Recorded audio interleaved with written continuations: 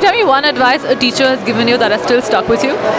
There's no shortcut for success, so work hard till you achieve your dreams. To be consistent in your efforts and stay humble in your success. Always to stay curious and never stop asking questions. ಕಷ್ಟಪಡದೆ ಸುಖ ಯಾವತ್ತೂ ಸಿಗೋದಿಲ್ಲ. ಯಶಸ್ಸಿಗೆ ಮೂಲ ಮಂತ್ರ ಆದದ್ದು ಪರಿಶ್ರಮ. Is to stay curious and inquisitive of my surroundings and my environment. Confidence is the key for the success. The fear must not come over your confidence. Never stop believing in yourself. Don't be afraid to make mistakes. Success is not a destination, but it's a journey. To be a street smart rather than a book smart. You have to be independent, not depending on others. Handle both academics as well as extracurricular activity. Is to not be afraid to make mistakes, but to learn through them. Set your goals high in your life. Failure has always been an opportunity to grow and improve ourselves. Always believe in yourself and in your abilities. The best advice I have received is always strive for your continuous improvement.